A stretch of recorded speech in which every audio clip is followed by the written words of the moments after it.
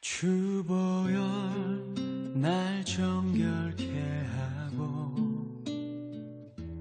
주 보혈 날 자유케 하니 주 앞에 나 예배하는 이 시간 나의 모든 것을 주께 드리네. 주의 손 날 위에 지키셨고 주의 발 날 위에 박히셨으니 이제는 내가 사는 것이 아니요 오직 주를 위해 사는 것이라.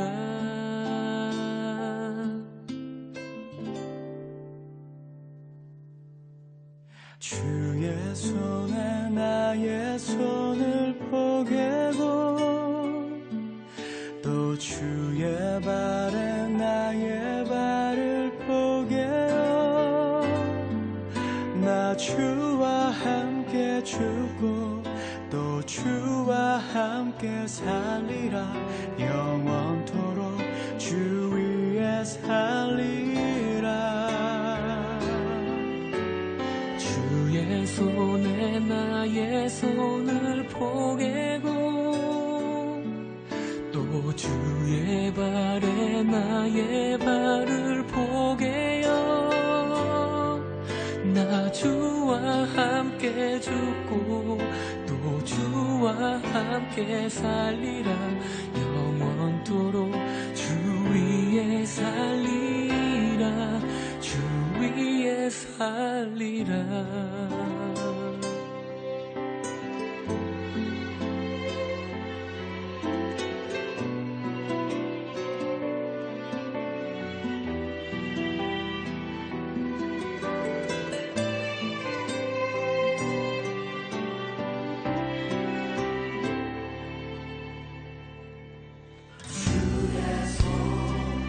날 위해 지키셨고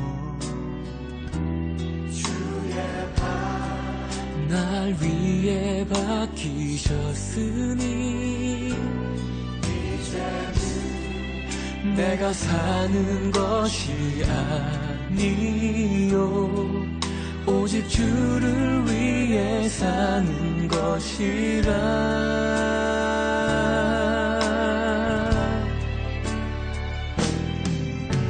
주의 손에 나의 손을 포개고 또 주의 발에 나의 발을 포개어 나 주와 함께 죽고 또 주와 함께 살리라. 영원토록 주 위에 살리라. 주의 손에 나의 손을 포개고 또 주의 발에 나의 발을 포개어 나 주와 함께 죽고 또 주와 함께 살리라. 영원토록 주 위에 살리라. 주의 손에 나의 손을 포개고 또 주의 발에 나의 발을 포개어 나 주와 함께 죽고 또 주와 함께 살리라. 영원토록 주 위에 살리라. 주 위에 살리라.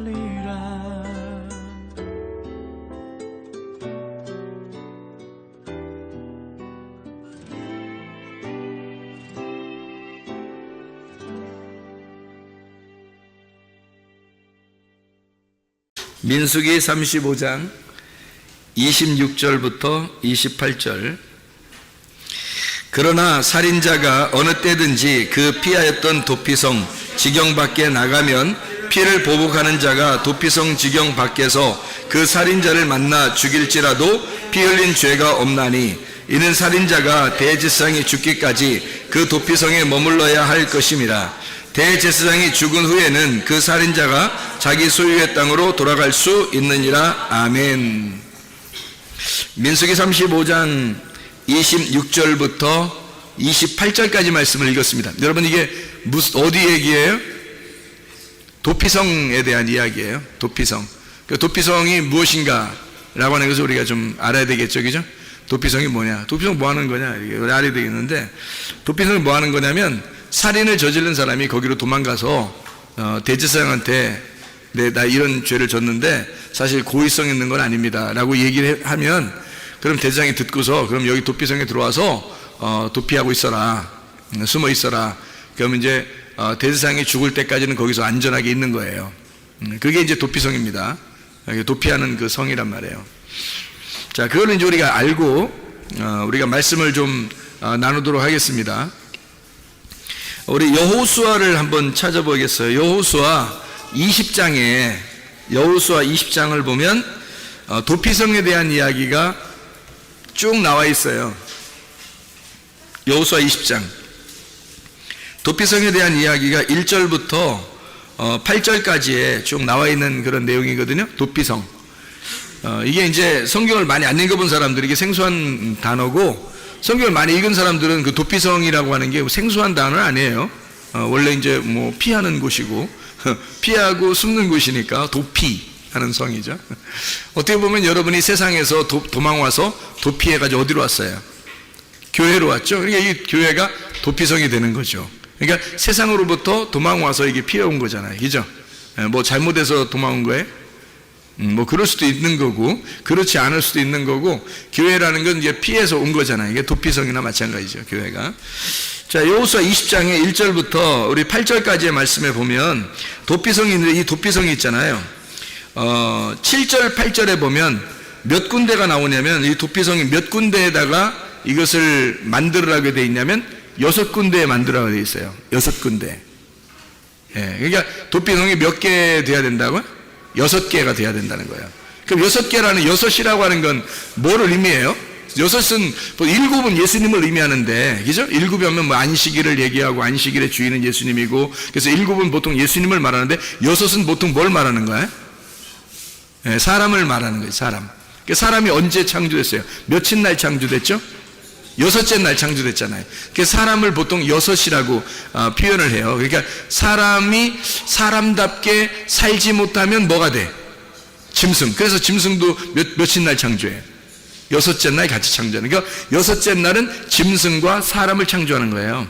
창세기 1장에 보면 무슨 말인지 알겠죠? 그러니까 7째 날은 하나님의 날이니까 창조가 다 완성됐다. 창조가 끝난 걸 완성, 안식이라 그렇게 말하는 거예요. 그래서 하나님이 쉬셨다. 그러면 하나님이 잠을 못 주면 창조하다가 보니까 너무 피곤하고 잠도 못 자고 스트레스 받고 힘들어가지고 그래서 이제 좀 쉬셨다, 7째 날에. 그런 의미가 아니라 안식이라는 단어에는 뭐가 들어있다고요? 안식이라는 단어는 쉰다는 단어도 있지만 완성했다는 단어가 들어있단 말이에요. 그래서 완성했다. 그래서 7째 날이 완전이라는 말이고요. 완전. 그리고 안식이라는 말이 완성했다는 말이에요. 그러니까 7째 날 완성이 이루어졌다, 이 말이죠. 그러면 창조가 몇째 날부터 몇째 날까지 이루어졌다고? 첫째 날부터 6째 날까지 이루어졌다고. 그렇죠? 6째 날에 뭐가 창조됐다고요? 사람과 짐승이 창조됐다고. 그래서 사람답게 살지 못하면 짐승이 된다고. 짐승이 거듭나면 사람 된다고. 그래서 야, 짐승 같은 놈아, 네가 거듭나면 사람 된다, 이렇게 되는 거죠. 그런데 이제 사람이 막 사람답게 못 살면 이 짐승 같은 놈이 되는 거죠. 이렇게 반대로. 그러니까 짐승과 사람은 같이 공존하는 거예요. 어디에 공존할까요? 교회에 같이 공존한단 말이에요. 교회에 짐승과 사람이 같이 공존하는 것은 구원받은 사람과 구원받지 못한 사람이 같이 있는 거죠. 그죠? 그래서 구원받지 못한 사람은 예수님이 없으니까 예수님 없는 사람을 뭐라 그러냐면 짐승이라 그러고요. 예수님이 있는 사람을 사람이라 그렇게 말하는 거예요. 무슨 말인지 알겠죠? 그죠? 그래서 짐승과 사람이 같이 있다. 교회 안에는. 그러니까 하나님의 그 품 안에 같이 있는 거예요. 그래서 6째 날 같이 창조된 거예요. 그러니까 요한계시록에 보면은 숫자 6이라는 숫자가 세 번 나오는 게 있는데 그걸 뭐라 그러죠? 666이라 그러죠? 666이라는 거 그러면 무슨 말이겠어요, 여러분? 생각할 때. 666 그러면, 여기 이렇게 막 이마에다 팍 이거 박지 말라고 하는 거, 손에다 딱 박지 말라는 거, 이거? 그런 의미, 왜 박지 말라는 거야? 이마에다 박지 마라, 손에다 박지 마라. 왜 그러는 거예요? 이게 6이라는 숫자가 뭐기 때문에? 이게 사람 숫자이기 때문에 그런 거예요. 그러니까 사람 숫자는 그 사람이 사람답게 살지 못하면 짐승이 된다 그랬죠?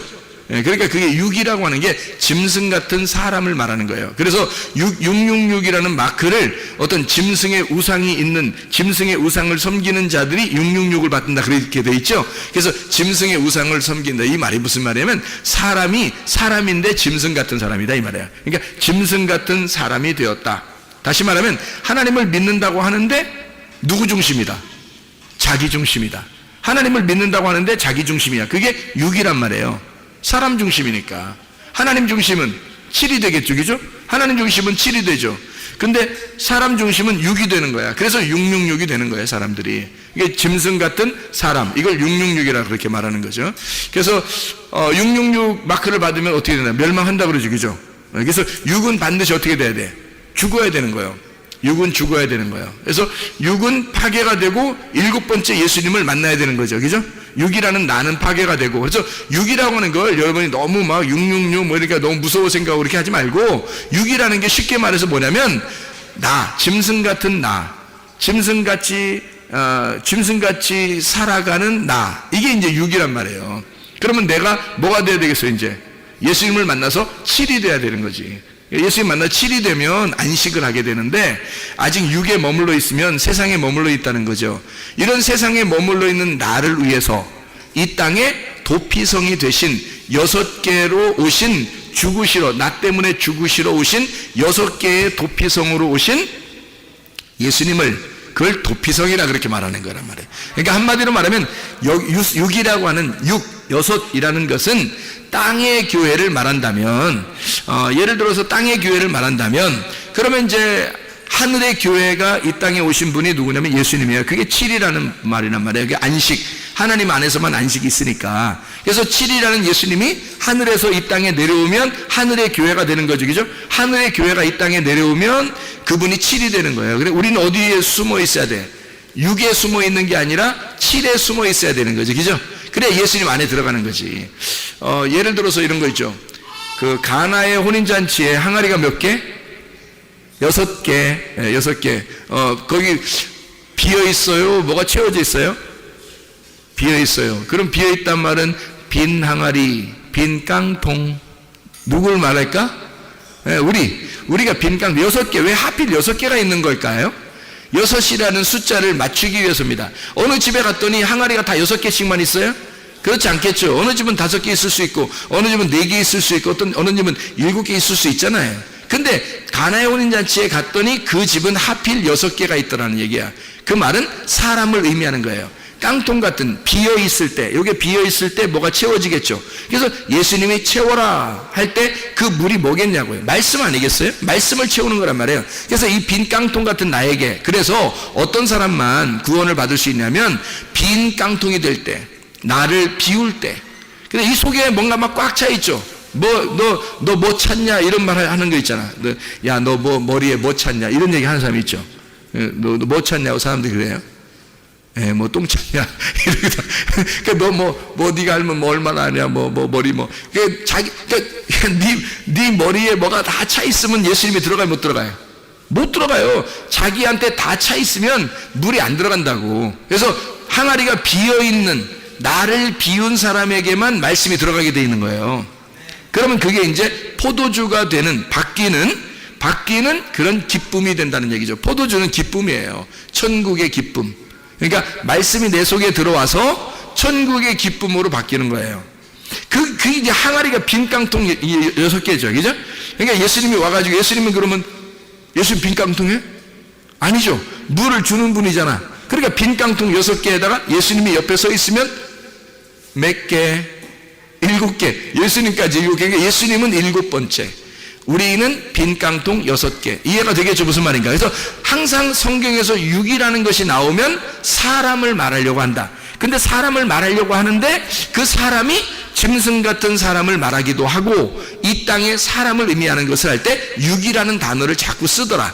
그래서 사마리아 여자가 남편이 몇 명? 6명. 이상하죠, 그죠? 아니 남편이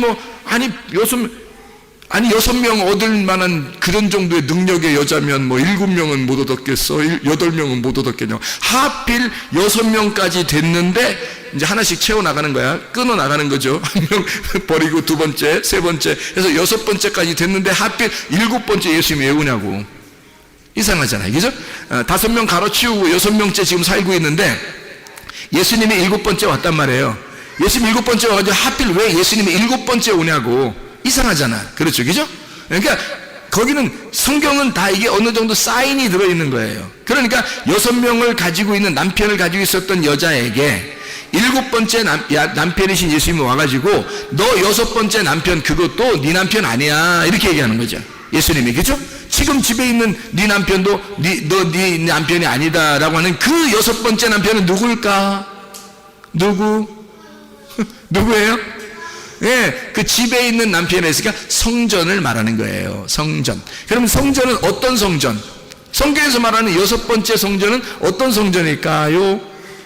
돌성전. 무너져야 할 돌성전이란 말이에요. 예수님은 7번째니까 예수님은 어떤 성전?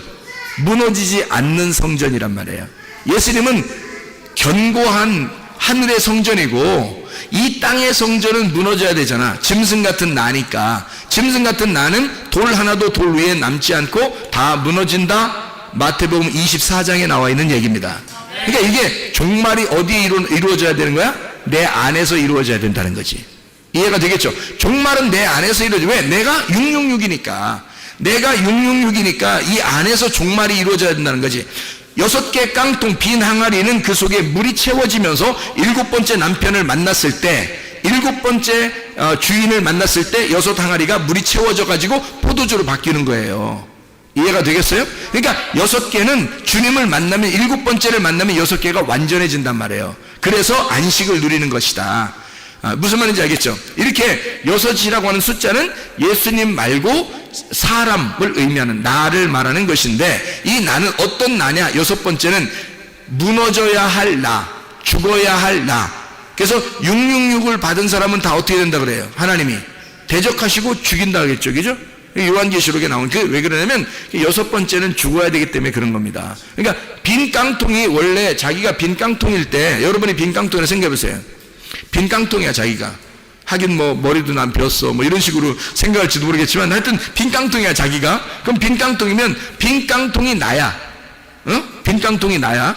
그러면 빈 깡통이 죽어버리려면 어떻게 해야 돼요? 빈 깡통이 죽어버리려면 아이고 그냥 발로 밟아버린다네. 발로 밟아버린대야. 그러니까 빈 깡통이 죽으려면 발로 밟아?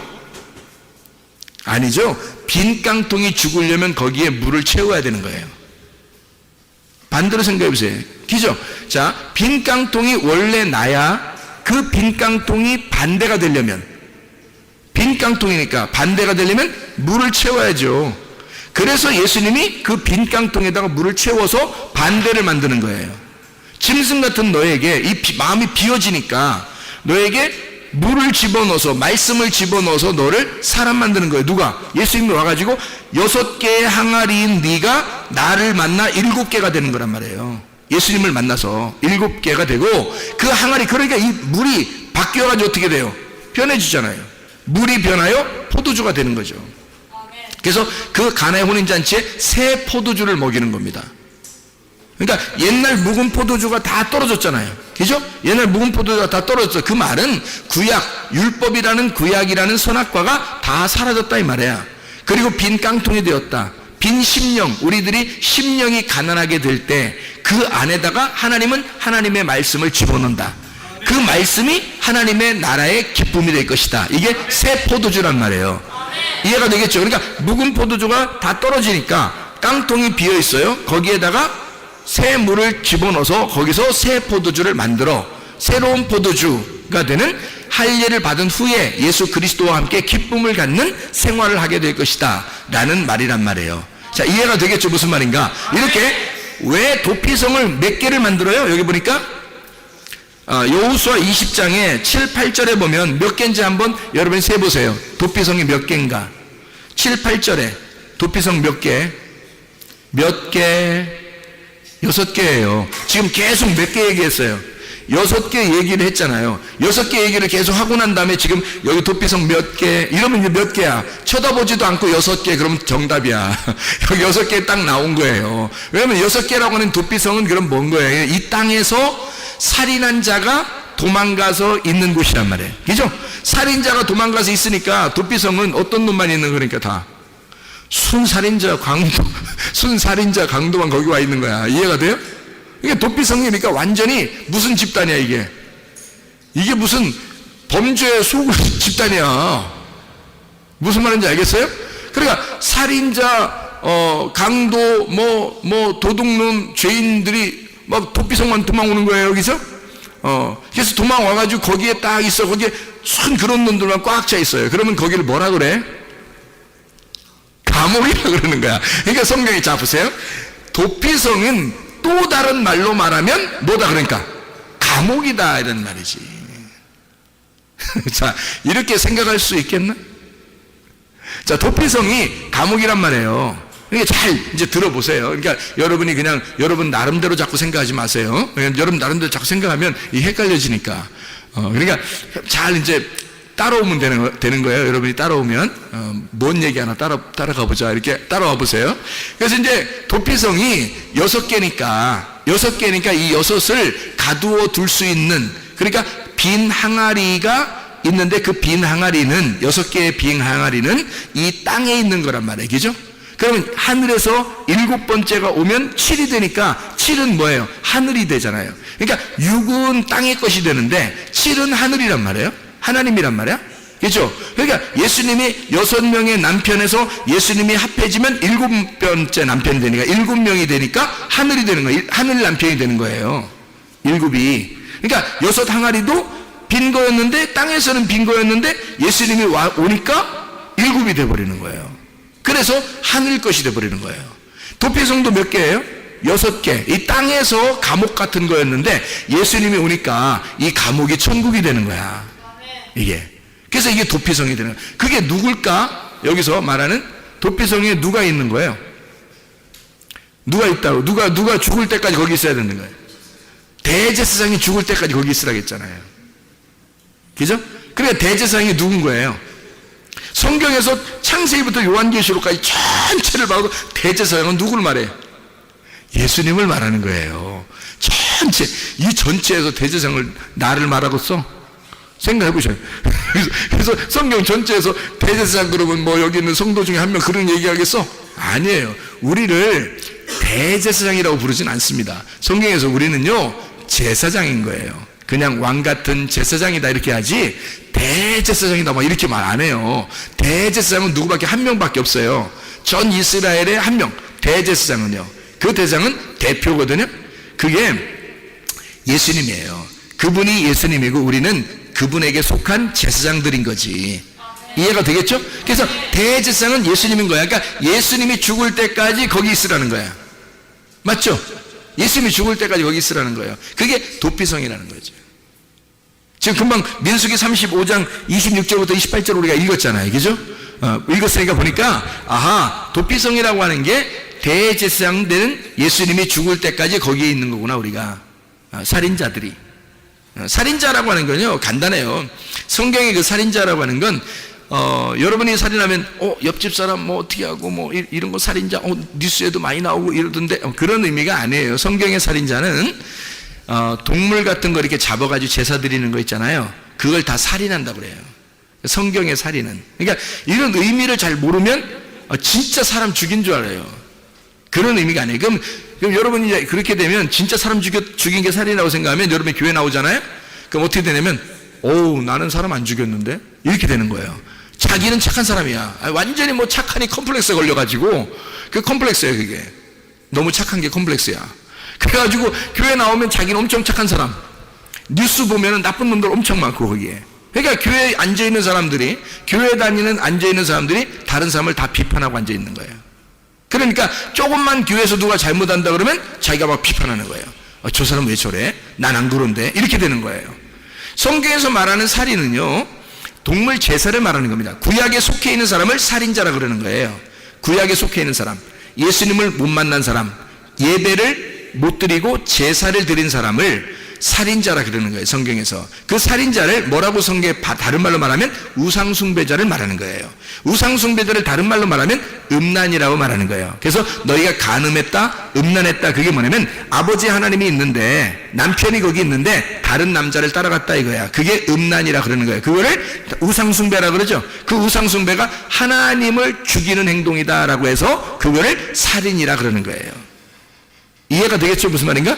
그래서 살인이라, 이 살인한 자가 몰랐단 말이에요. 자기가 그렇게 죽인 줄 몰랐어요. 여러분이 뭐 누구 사람 죽인 것도 아니고 말이에요. 제사를 그렇게 드리려고 했던 것도 아니고 모르잖아요. 그런데 어느 날 교회를 와보니까 알게 된 거예요. 말씀을 듣다 보니까 살인이 뭔지를 알았어요. 간음이 뭔지를 알았어요. 우상숭배가 뭔지를 알았어요. 죄가 뭔지를 알았어요. 이러니까 이게 그전에는 어떤 상태예요? 그전에는 알고 한 거예요? 모르고 한 거예요? 모르고 한 거란 말이에요. 그래서 모르고 죄를 진 사람이 도망치는 곳이 어디다? 도피성이라는 거지. 말씀을 모르는 사람이 이제까지 죄를 졌단 말이야. 그러니까 그걸 모르고 한 거잖아.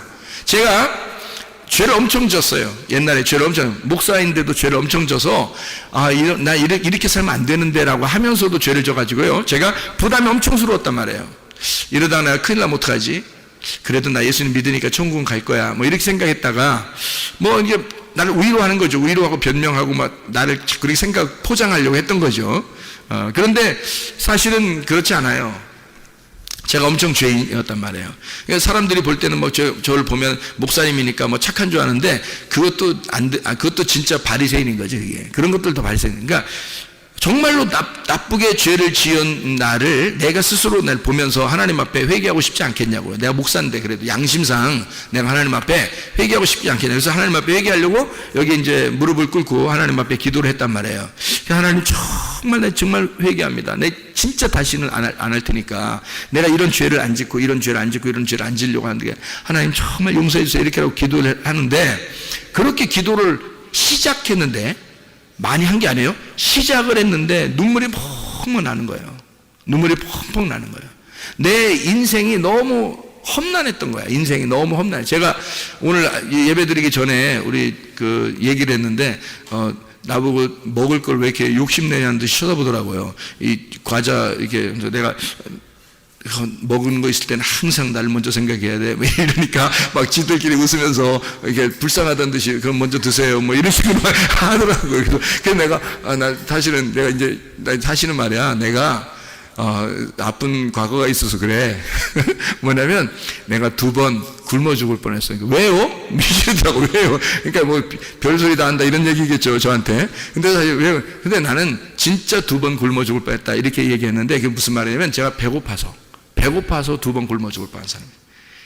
그러니까 하나님 앞에 내가 한번 기도하면서, 금식하면서 내가 기도하면서 뭐라 했냐면, 하나님, 나 먹을 것만 하나님 저한테 주시면 제가 하나님 일할 수 있게 하겠어요. 그렇게도 고백한 사람이에요. 그러니까 먹을 것만 있으면 나 하나님 살겠습니다. 다른 거 하나도 없어도 돼요. 나 먹여만 주면. 그때 응답받은 게 뭐라고요? 너 잘 먹게 해주겠다. 너랑 같이 있는 사람도 잘 먹게 해주겠다. 이걸 응답받은 사람이에요, 제가. 세상에 이런 것도 응답해줘. 별걸 다 응답해줘, 보면은. 그때 이제 그래서 너무너무 기쁜 거예요. 막 먹는 건 하여튼 뭐, 내 주변에 먹는 건 하여튼 있겠구나. 끊이지 않겠구나. 내가 안 먹어서 그렇지. 내가 안 먹으면 뭐 다이어트 하는 거고, 이제 내가 먹으면 다 이트 하는 거고요. 내가 안 먹으면 다이어트, 내가 먹으면 다 이트 하는 거예요. 그래서 다 이트 하는데, 이제 제가 이렇게 살면서 생각을 해보니까, 내가 하나님, 내가 정말 잘못했습니다. 내 용서해 주세요. 고백하는데요. 주님이 뭐라고 그러냐면요. 그래서 이제 분명히 제가 그 응답을 받았어요. 분명히. 어떻게 했냐면 깜짝 놀랐어도 뭐라고 하냐면요. 네가 죄를 지은 것은 그건 죄가 아니야. 그래요. 네가 죄를 지은 건 죄가 아니야. 뭐가 죄냐면 네가 나를 믿지 않았기 때문에 그렇게 죄를 진 거야. 나는 목사님인데, 신학 공부도 하고, 그래도 많이 공부한 사람인데, 나름대로 엄청 많이 공부한 사람이거든요. 잠도 안 자가면서. 근데 내가 하나님을 몰라? 내가 하나님 안 믿는 거야? 하나님은 네가 나를 안 믿었기 때문에 그런 죄를 짓는 거야. 네가 나를 모르기 때문에 그런 죄를 진 거야 라고 얘기한 거예요. 분명히 제가 응답받았어요. 그래서 제가 그날 더 눈물이 나는 거예요. 더 눈물이 나. 왜 더 눈물이 나냐면 이제까지 내가 하나님을 알려고 공부하고 하나님을 그래도 잘 믿는다고 생각하고 내가 목사 생활을 하고 있었는데, 그래도 적어도 내가 죄는 짓지만 그래도 하나님 아는 건 내가 좀 안다고 생각했단 말이에요. 그래서 설교도 하고 그랬죠. 그런데 하나님 입장에서는 네가 나를 모르기 때문에 이런 죄를 짓는 거고 네가 나를 안 믿어서 죄를 진 거다라고 분명히 응답을 받았습니다. 제가 엉엉 울었어요. 너무너무 아마 엄청 울었어요. 오랫동안 막 엉엉 울면서, 하나님 그러면 내가 알고 있었던 거 다 내려놓을 테니까, 내가 그래도 아는 척 좀 하고 내가 좀 안다고 생각했을 거 아닙니까? 내가 아는 거 다 내려놓을 테니까 하나님, 그럼 하나님을 알려주세요. 나에게 말씀 좀 알려주세요. 그럼 하나님의 그 마음을 알려주세요. 그렇게 기도한 거예요. 그때부터 하나님이 성경을 막 알려주시는 거예요. 이게 막 이해가 되는 거야. 성경이 이해가 되는 거야. 이게 무슨 말인가. 그러니까 겉으로 읽을 때는 몰랐는데 속의 내용을 보니까 이제 알겠는 거예요. 이 내용이 알려주니까. 그렇게 하나님을 알게 되는 거예요. 주님을 만나면 내 빈 깡통 같은 내 6개의 항아리가 주님을 만나면 채워져서 7개가 된다는 얘기예요. 그러니까 6 남편을 가지고 있던 자가 주님을 만나 7번째 남편인 예수님을 만나서 이 모든 게 7 남편이 돼버리는 거죠. 그래서 완전함이 되는 것이란 말이에요. 그러니까 말씀이, 예수님을 만나면 말씀이란 6이 나의 말씀이 예수님을 만나면 6이 7이 됨으로써 완전해지는 거란 말이에요. 하늘의 말씀이 되는 거죠. 땅에서 알고 있었던 말씀이 하늘의 말씀이 되는 거예요. 그래서 7으로 바뀌어야 된다는 거야. 여러분이 6에서 7으로 바뀌시기를 바랍니다. 7으로 바뀌어야 돼요. 여러분 그래야지 이게 말씀이 깨닫게 되는 거죠. 6으로 살고 있으면 짐승 같은 나, 기껏 열심히 해봐야 가장 잘 되는 게 빈 깡통. 거기서 하나님 앞에 더 잘 되는, 하나님이 물을 채워주시는 거, 말씀을 채워주는 거. 그러면 주님을 만나 7개의 항아리가 되는 거죠. 예수님이 우리를 위한 항아리가 되니까. 그래서 7개의 항아리가 돼서 완전함을 이룬단 말이에요. 그러면 하늘나라의 천국의 잔치가 새 포도주로 열리게 되는 것입니다. 그게 거기서 떠간 하인들만 알더라 그랬잖아요. 거기서 이걸 직접 물을 붓고 그걸 뜬 사람들만 아는 거예요. 그러니까 자기에게 직접 경험이 된 사람들만 말씀을 아는 거예요. 이게 그냥 들려진다고 다 아는 게 아닙니다. 이렇게 다 들려줘도요, 자기의 마음판에 다 오는 사람이 있다고요. 심령이 가난한 사람, 자기 정말 빈 항아리로서 주님의 물을 기다리는 사람들이 있다고요. 그 사람들한테는 말씀이 들어간다고. 이게 그러면 주님의 잔치가 열어지는 거죠. 그 속에서 막 기쁨이 있죠. 말씀으로 막 기쁨이 있다고요. 자, 이 도피성이라고 하는 게 6개인데 여기에 누가 있다? 대제사장이 있다. 대제사장이, 그 대제사장이 거기에 사는 동안에 우리는 이런 죄가 아니라 결국엔 뭐라고요? 살인이라고 하는 게 우상숭배고, 우상숭배가 음란이다, 간음이다 이거야. 그럼 이게 같은 거란 말이에요. 그러면 여러분, 우리 모두 다 이게 안 걸린 사람 있을까? 없죠. 이게 안 걸린 사람이 없는 거예요. 그러니까 다 6에 속한 사람들이란 말이에요. 우리 인간은 다 6에 속한 사람들이라고.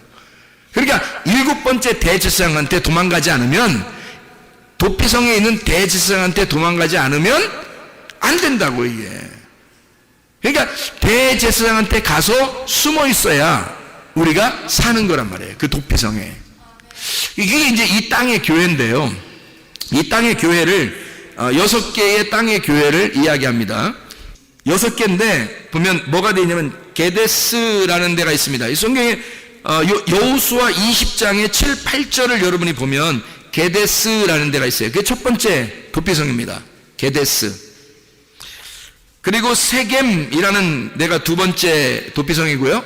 3번째 도피성이 헤브론입니다. 그리고 4번째 도피성이 베셀이라는 데가 나오고요. 여기 이 성경에 지금 나온 겁니다. 여호수아 20장 7, 8절이에요. 그리고 그 다음 도피성이 길랏 라못이죠. 길랏 라못. 그렇죠? 그 다음이 바산 골란이다. 이렇게 돼 있죠. 바산 골란. 이렇게 돼 있습니다. 그러니까 여기 지금 6개의 그 도피성을 여러분 잘 봐봐요. 게데스, 세겜, 헤브론, 그리고 베셀, 길랏, 라못, 그 다음에 바산, 골란, 이렇게 6개가 되어 있잖아요. 이것에서 누가 있다고요? 대제사장이 이거를 관리하는데, 대제사장이 있으면 7이 되는 거라고. 그러면 여러분에게 주님이 계시면, 대제사장 되신 예수님이 계시면 이 땅의 교회가 뭐가 되는 거예요? 도피성이 되고 우리를 감추어 줄 수가 있다는 얘기예요. 아무리 어떤 죄인이라도 우리를 감추어 줄 수 있다는 거지. 왜? 우리는 모르고 죄 지은 거니까. 우리는 말씀을 몰랐기 때문에 죄를 지은 거니까. 말씀을 알았다면 죄 지켰어요, 여러분이? 지라게도 못 지는 거예요. 말씀을 알게 되면, 할례를 받고 나면, 거듭나면, 첫째 부활에 동참하면, 예수님을 영접하고 나면 죄 지라게도 못 져요. 마음이 변해버립니다. 그런데 그러기 전에는 늘 죄를 짓게 돼 있어요. 왜 죄를 짓는다고요? 안 믿었기 때문에, 모르기 때문에 그런 거예요. 모르는 게 죄인 거예요. 모르는 게. 그래서 요한복음 17장 3절에 보니까 여호와 하나님과 그 아들 예수 그리스도를 아는 것이 영생이라. 그 아는 것이라는 말이 뭐라고요? 기노스코. 기노스코가 뭐라고요? 몸과 마음으로 깨달아진 거, 아는 거. 이걸 기노스코라 그래요. 그 기노스코가 되면 영생이 온다, 이렇게 된 거예요. 너희가 나를 믿지 않는 것이 죄다라고 하는 것은 요한복음 16장 9절에 나와 있는 말씀이고요. 그러니까 이렇게 죄라고 하는 것이 그런 의미다. 이해가 되겠죠? 무슨 말인가? 우리가 생각하는 뭐 어떤 뉴스에 나올 만한 그런 죄가 아니에요. 성경의 죄들은 다 우상숭배, 간음, 음란, 살인, 제사 드리는 거, 구약의 제사 드리는 그런 의미들을 얘기하는 거예요. 내 열심으로, 내 믿음으로 제사 드리려고 하는 거, 이거를 우상숭배라 그러고 음란이라 그러고 살인이라 그러는 거라. 그럼 우리는 어떻게 예배를 드려야 되나요? 제사가 아니라 예배, 영과 진리 안에서 예배를 드려야 된다. 영과 진리 안에서 예배 드리는 것은 뭐다고? 영 안에서, 진리 안에서 예배 드린다는 말은 보이지 않는 세계를 위하여 보이지 않는 믿음을 가지고, 나의 믿음이 아니라 하나님의 아들의 믿음으로 영 안에서 진리라는 말씀을 깨닫는 것이, 그것이 예배라는 말입니다. 지금의 예배는 그래서 여러분이 와가지고 뭐 동물 제사를 드려요? 아니면 말씀 들어요? 말씀 듣는다고요, 여러분이. 이게 예배라고 생각하는 거예요. 왜 이러면 여기서 깨달아지잖아요. 말씀이 깨달아지잖아요. 그러면 영 안에서, 진리 안에서, 영이 진리를 깨닫게 해주잖아요, 이게. 그래서 영 안에서, 진리 안에서 깨달아지면 이걸 예배라고 그런다고, 이거를. 지금은 영과 진리의 예배란 말이에요, 지금이. 제사 드리지 않잖아요, 여러분. 이해가 돼요? 여러분의 열심으로 되는 거예요, 이게? 하나님의 열심으로 되는 거예요. 하나님의 열심으로 되는 거란 말이에요. 나의 열심으로 되는 게 아니고, 내 열심이 들어가면 율법이라 그러는 거고, 하나님이 자기가 열심히 해서 나를 섬겨주시고 나를 구원해 주시고 은혜를 베풀어 주시고 말씀을 주시면 그걸 은혜라 그러는 거란 말이에요. 율법이 아니라 은혜다, 이렇게 말하는 거죠. 하나님이 아들 예수가 이 땅에 오신 것도 은혜로 온 거죠.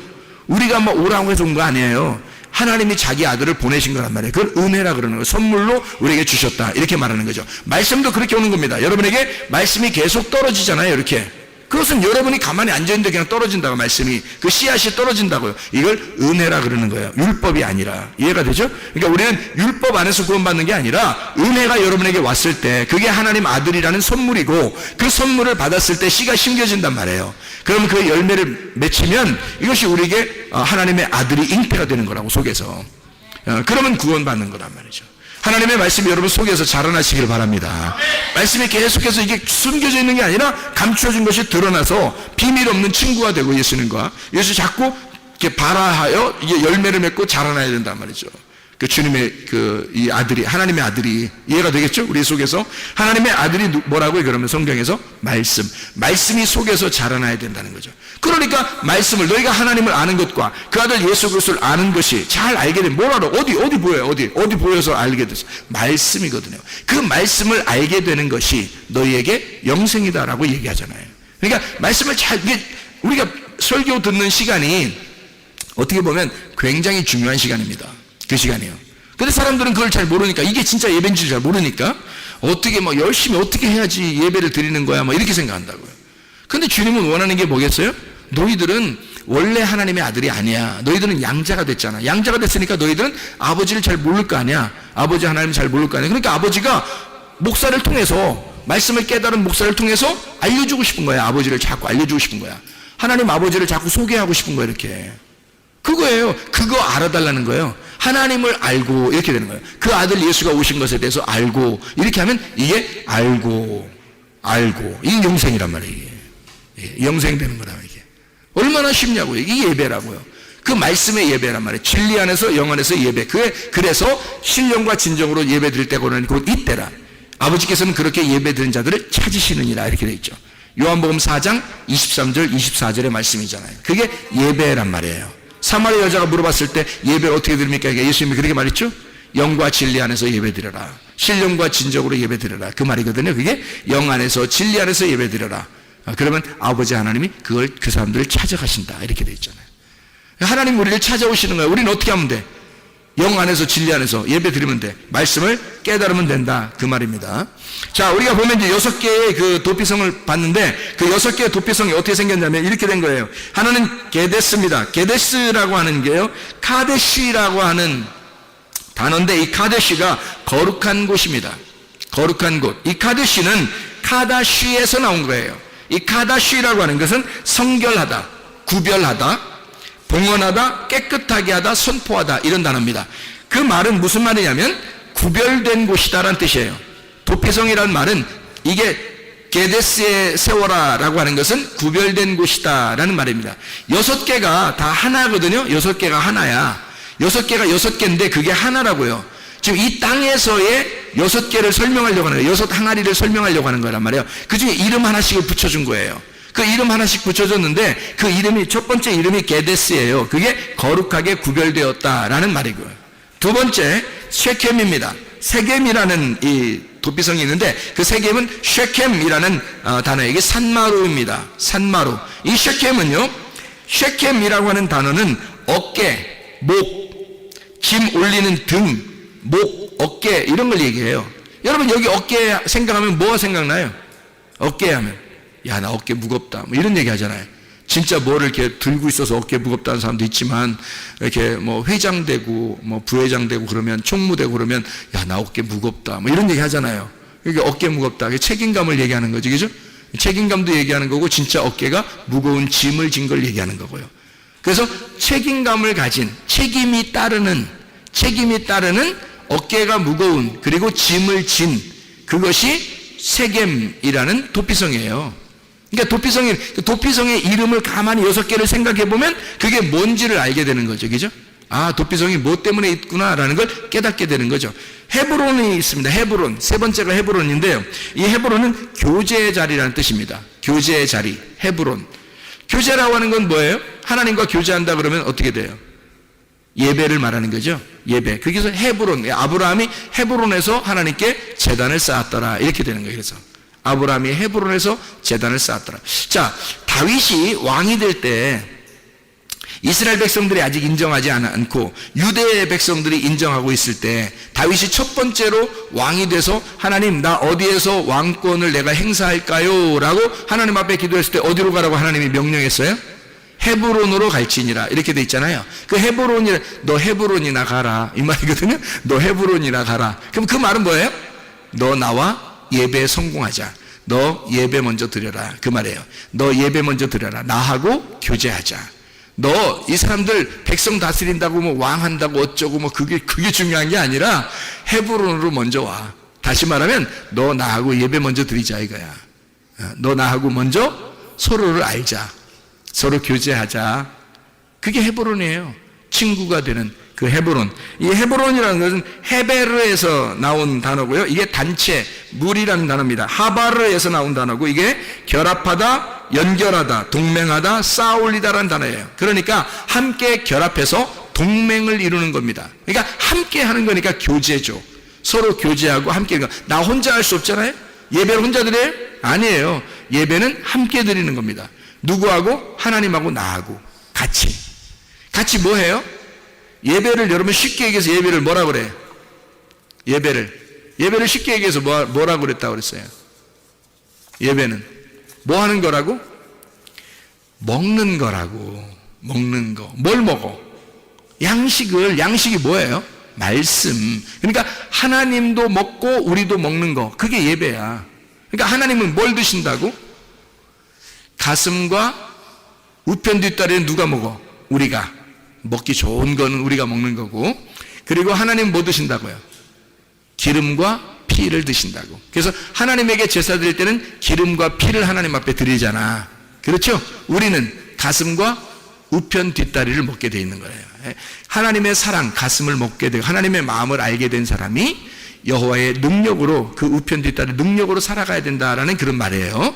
그리고 하나님은 뭐예요? 기름, 그리고 피. 이건 순전히 뭐야? 기름은 성령님을 의미하고 피는 예수의 피, 죽음을 의미하는 거죠. 그래서 예수의 죽음으로 성령, 그 안에서만 하나님 받아주시는 거니까 예수님만 먹는 거야. 하나님은 온전히 자기 아들만 먹는 거예요.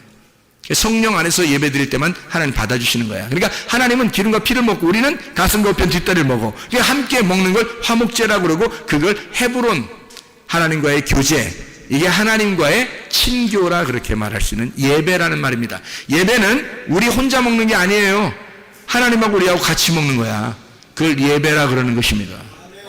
자, 예배 무슨 말인지 알겠죠? 그게 헤브론이라는 얘기입니다. 그 다음에 이제 도피성이 베셀입니다. 베셀이라고 하는 것이 이게 베제라가 아니라 베제르인데, 이 베제르라고 하는 이 단어는 접근할 수 없는 지점을 의미합니다. 베제르라고 하는데 이게 엄격히 잘랐다, 금을 그었다, 방어를 한다, 이런 말이에요. 그러니까 완전히 보호하고 방어하는 거죠. 바짜르에서 온다는데 이게 잘라내다, 요새화시키다, 강한 벽으로 막는다, 높아서 요새화되어서 접근할 수 없도록 만든다 할 때가 이게 바짜르라는 단어입니다. 그러니까 이 바짜르, 베셀이라는 단어는 완전히 보호를 말하는 거예요. 하나님이 우리를 보호하시는 장소, 이게 도피성, 베셀이라는 도피성. 길르앗 라못 할 때 길르앗은 갈에드라는 단어고요. 이게 갈에드, 이게 증거의 무더기입니다. 갈에드, 갈이라는 게 굴려진이라는 말이고, 더미, 물샘, 파도 뭐 이런 말이고요. 가랄에서 나온 단어인데 이게 굴르다, 굴러가다, 흘러내려오다 이런 단어고, 거기에다가 에드가 이게 합해졌는데, 에드라는 말이 증언, 증거라는 말입니다. 이게 우드에서 나온 말이고, 이게 두 배로 하다, 이중으로 하다, 반복하다, 증언하다, 바로 세우다라는 말입니다. 자, 그러니까 이걸 합하면 뭐예요? 갈이라고 하는 말, 이게 가랄이라는 데서 나온 거고, 더하기 에드라고 하는 증거, 우드에서 나온 단어인데, 이걸 합해보면 이게 갈에드가 되는 거예요. 갈에드, 이게 길르앗이라는 말입니다. 증거의 무더기. 다시 말하면 하나님이 우리를 이렇게 완전히 이중으로 막을 쳐준다는 얘기예요. 이중으로 막을 쳐준다. 그래서 이중으로 갚아주는, 이중으로 막을 쳐서 두 배의 축복. 이게 이제 도피성 길르앗에 있는 라못인데, 라못이 라모트라는 게 높은 곳입니다. 높은 곳. 라마에서 나온 것이 높은 것이고, 이게 라암에서 일어난다, 들려지다라는 말입니다. 다시 말하면 들려 올려지는 거예요. 그러니까 들어 올려져서 이 길르앗 라못에 이렇게 들어 올려지는 그 도피성. 다시 말하면 하나님이 우리를 볼 때 이 높은 곳으로 인도하신다는 의미죠. 그죠? 높은 곳으로. 그래서 이 땅과 이 하늘에서 밑에서 위로 이렇게 올려서 이 사람들을 보호하고 두 배 갑절의 축복을 줘서, 예를 들어서 욥이라는 사람이 원래 있던 욥이 시험에 들려 있다가 다시 이겨낼 때 말이에요. 이겨내는 자라 됐을 때, 그때 두 배의 축복을 주잖아요. 그죠? 장자권의 축복이거든요. 그래서 그런 두 배의 축복을 주는 장소, 길르앗 라못이란 말입니다. 바산 골란, 이게 마지막인데, 이 바산 골란이, 바산이라는 게 로맘에서 나오는 이 바산, 높임, 찬양하다라는 그런 단어, 라맘에서 나온다는데, 이게 라맘, 일어나다, 높이다, 들어 올리다라는 말이고요. 이게 골란이라는 말은 고란인데 포로입니다. 포로. 참 이상한 단어예요. 이 단어가 도피성인데 포로라는 단어예요. 골란에서 포로, 곤란하다 이 말이에요. 곤란하다. 이게 포로가 된다는 말인데, 가라에서 나온 거예요. 희한한 단어인데 이게요. 가라, 고라에 가라라는 말로 왔다는 말이에요. 가라라는 말이 무슨 말이면 벌거벗기다, 끌고 가다, 드러내다라는 말이에요. 자, 포로를 벌거벗겨서 집어넣은 장소, 이게 도피성이래요. 자, 그럼 이 도피성이라고 하는 이 단어가 굉장히 우리에게 이상한, 자, 어떤 면에서는 우리하고 예배하자는 말이고, 그리고 어떤 면에서 우리를 보호한다는 말이고, 우리를 들어 올린다는 말이고, 우리를 빨가벗긴다는 얘기도 되는 거예요. 다 어디에서 일어나는 일들이죠? 교회에서 일어나는 일들이에요. 하나님의 말씀을 들을 때 일어나는 일들이란 말이에요, 이게. 그러니까 도피성 자체가 하나님의 말씀이었던 거죠. 도피성 자체가 하나님의 말씀인데, 예수가 이것을 깨닫게 해주면, 대제사장이 있는 상태에서라면 이 말씀이 깨달아진다. 이 땅에서 말씀이 깨달아진다. 이게 도피성의 6개의 도피성을 설명하는 그런 이야기입니다. 하나님께서는 우리를 호세아서 11장의 4절에 보니까, 호세아 11장 4절에 보니까 사랑의 줄로 이끌었다 그래요. 우리를 사랑의 줄로 이끌었다. 무슨 말이냐면요, 우리를 끌고 간다는 말이야. 포로로 끌고 가는 얘기인데, 이상하잖아요. 아가서 2장 13절 보면 뭐라고 돼 있어요? 내 사랑아 일어나 함께 가자 그래요. 내 사랑아 함께 일어나 함께 가자. 그 말은 내가 너를 사랑의 포로로 삼았다. 그러니까 사랑으로 포로를 삼았다는 거야. 그래서 함께 가자는 거야. 그게 끌고 간다는 포로의 입장이거든요. 우리가 포로가 되려면, 이왕이면 예수님의 포로가 돼야 되는데, 로마서 1장 1절에 보니까 이 바울이 뭐라 그러냐면, 나는 예수 그리스도의 종이라 그래요. 둘로스. 이게 노예거든요. 예수 그리스도에게 완전히 구속된 자야. 속한 자라는 거지. 이 노예라는 노예. 로마서 8장 2절 보니까 죄와 사망의 법에서 우리의 생명의 성령의 법으로 옮겼다 그랬는데요.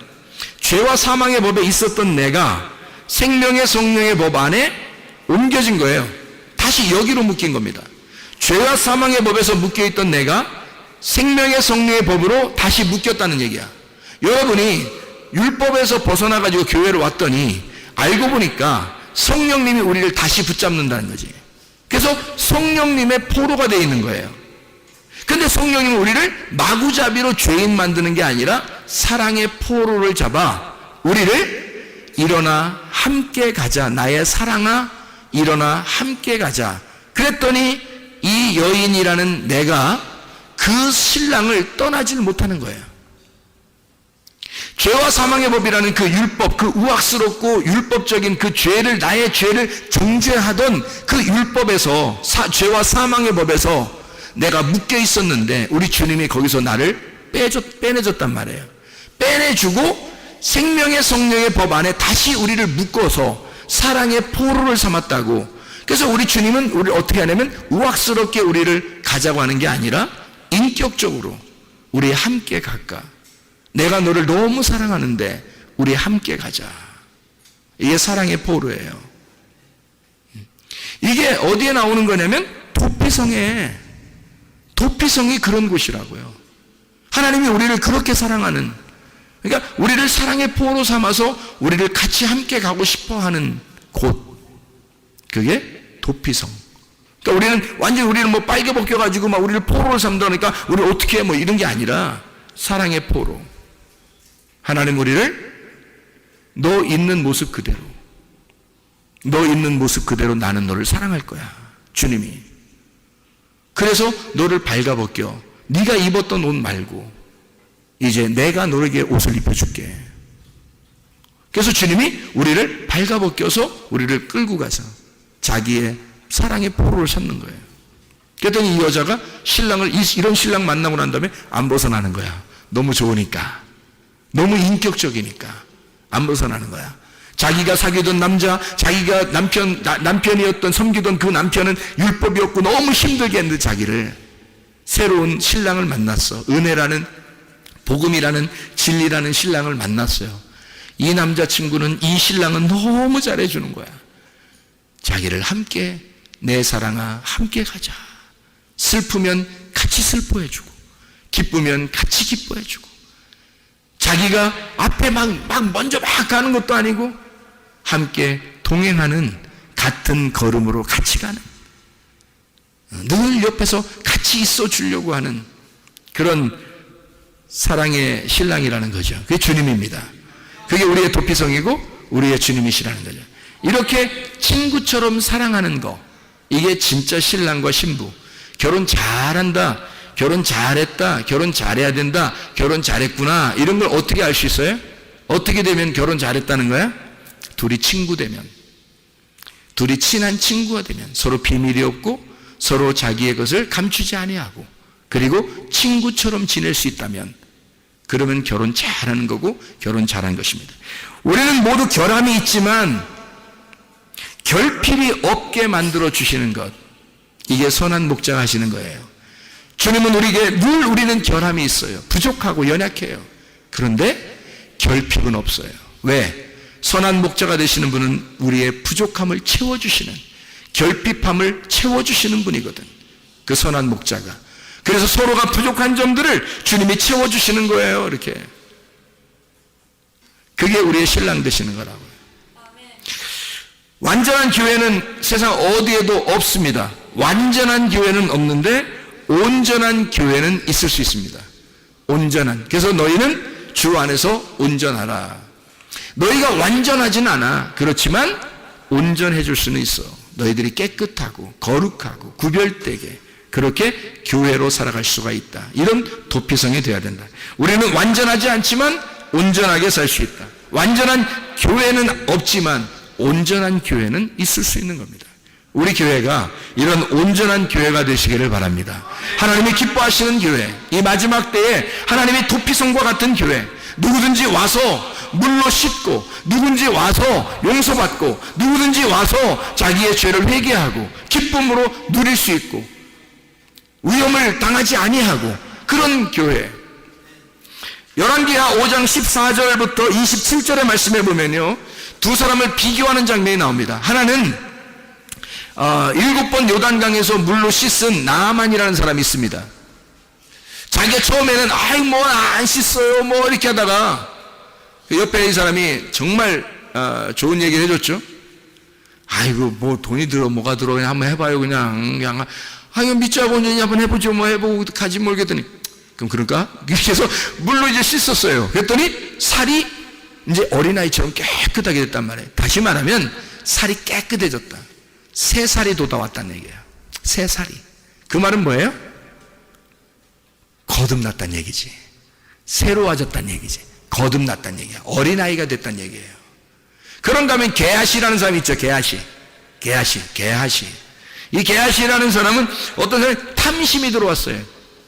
그래서 뭐 거짓말 쳐가지고 그걸 다 또 막 숨겨놨어요. 막 받아가지고 나아만한테 받아가지고 막 숨겨놨거든요. 탐심이 들어왔단 말이에요. 이 탐심은 뭐예요? 성경에서는 골로새 3장 5절의 말씀이니까 탐심은 우상 숭배다.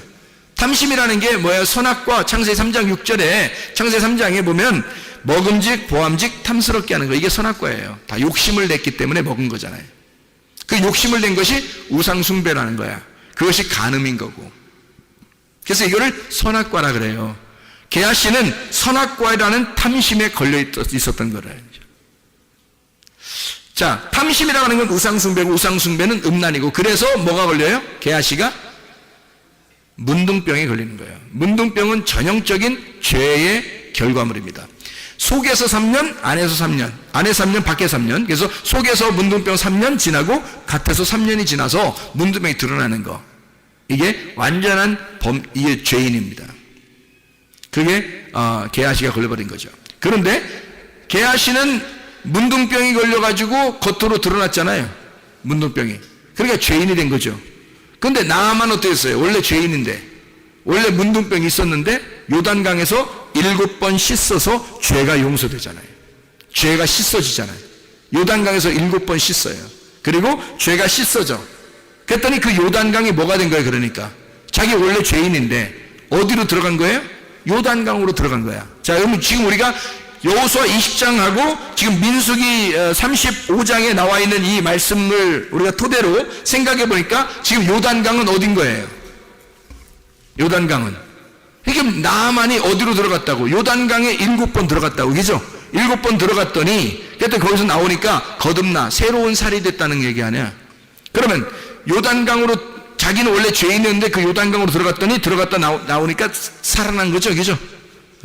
그 원래 죄인인데 죄가 없어진 거죠. 게하시는 원래 죄가 없었는데 죄인이 된 거고, 뭘 먹으니까? 선악과를 먹으니까, 탐심을 가졌으니까, 욕심을 가졌으니까.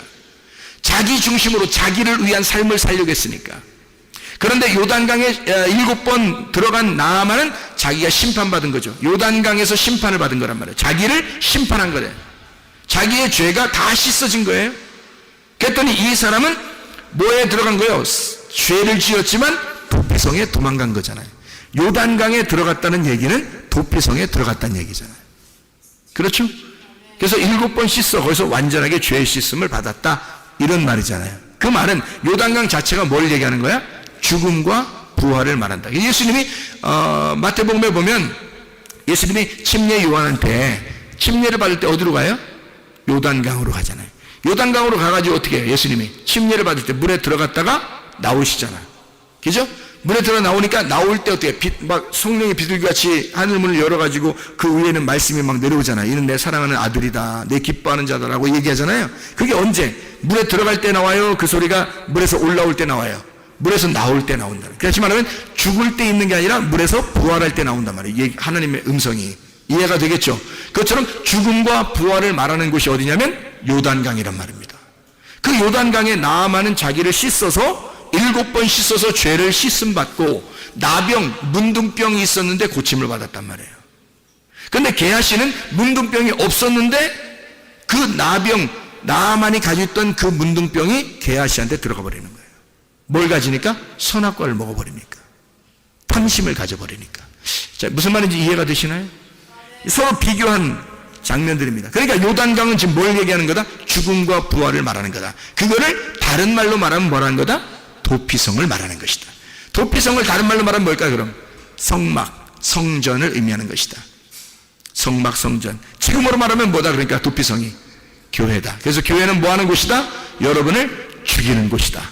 그리고 여러분을 살리는 곳이다. 이해가 되겠습니까? 교회 자체가 그러니까 이게 도피성이라 여러분을 죽이고 여러분을 살리는 곳이다. 이게 죽음과 부활을 말하는 그 말씀이 있는 곳. 이게 교회를 의미하는 것이다. 이해가 되겠죠? 무슨 말인가? 그래서 우리는 피난처라고 하는 게 이게 도피성인데요. 이 피난처가 도피성인데 내 대신 누가 죽어야지만이 거기서 일이 끝나요. 도피성에서 끝나요.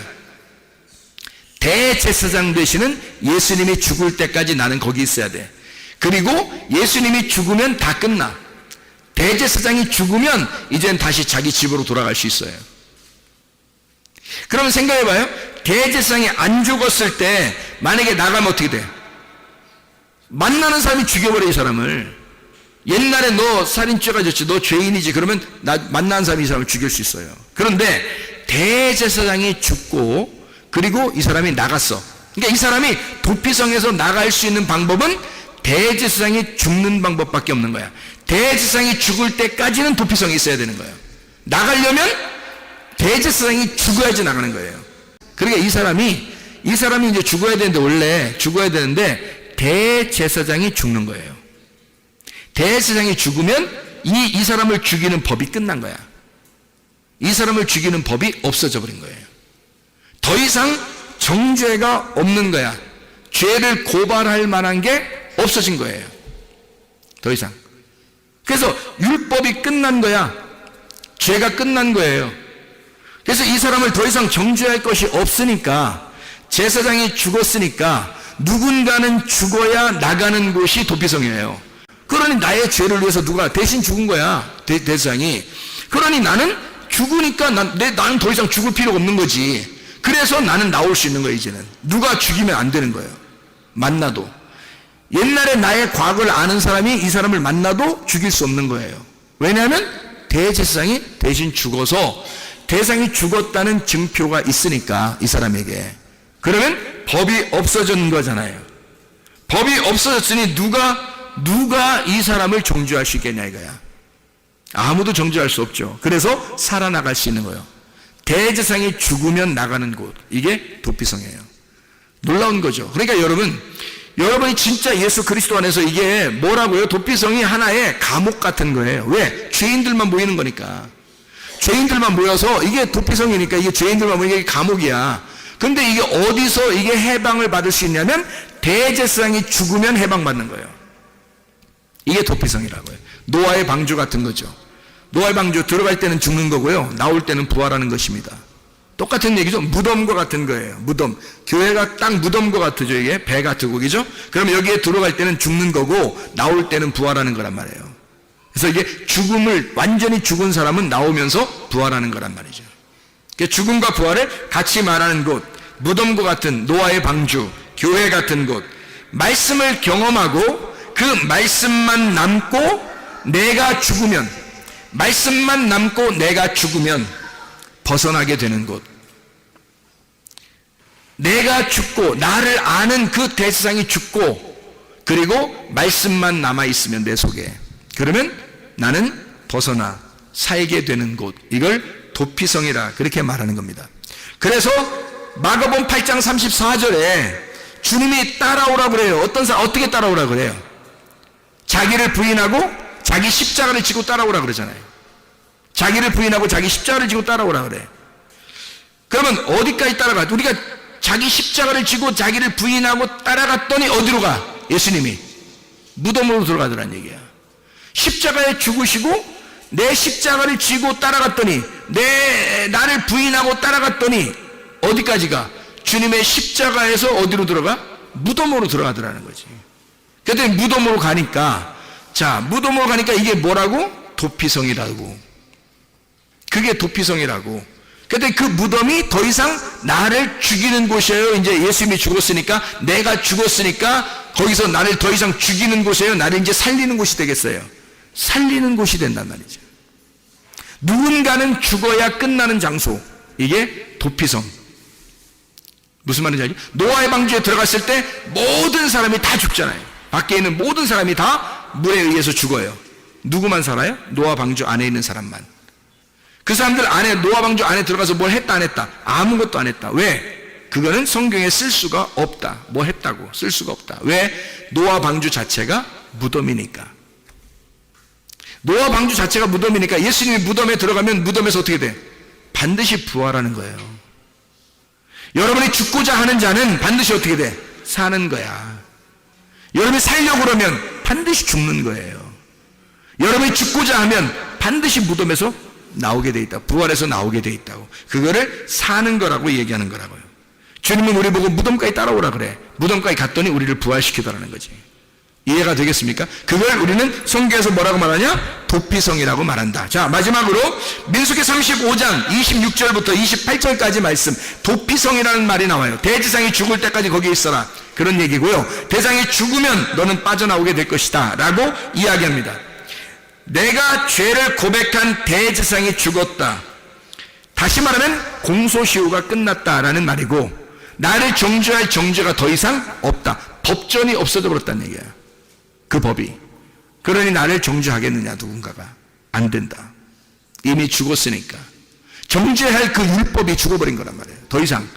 그러니까 우리에게는 복음만 남아있는 거지, 진리만 남아있는 거지. 그래서 나와 하나 된 그 대제사장이 죽을 때 나는 자유하게 된다는 겁니다.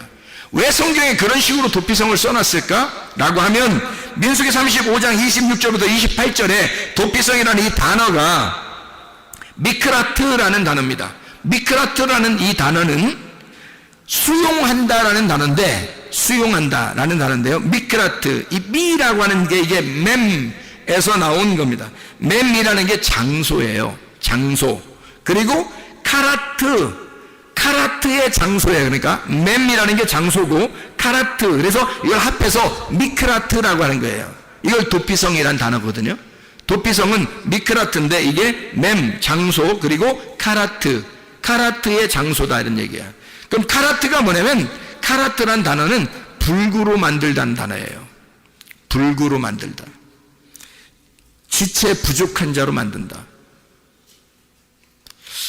어서 많이 듣던 얘기 아니에요? 지체 불구자로 만든다. 어서 많이 듣던 얘기죠? 야곱이 하나님하고 싸울 때 하나님이 야곱을 쳐서 불구자로 만들죠. 그렇죠? 그게 도피성. 그 장소가 야곱이 죽는 장소란 말이에요. 야곱을 완전히 꺾어내는 장소, 야곱을 완전히 꺾어버리는, 죄 지은 자가 그 도피성으로 도망가 자기의 옷을 다 벗겨지는 그 장소, 자기의 수치를 정확하게 깨닫는 장소, 그래서 자기가 죽어버리는 장소, 자기가 없어지는 장소, 그리고 예수라는 말씀이 살아나오는 장소가 미크라트, 도피성, 예수 그리스도가 여러분의 도피성 되기를 바랍니다. 우리 교회가 이 마지막 시대에 도피성 되기를 바랍니다. 그래서 주님 만나는 장소가 다 되시기를 바랍니다.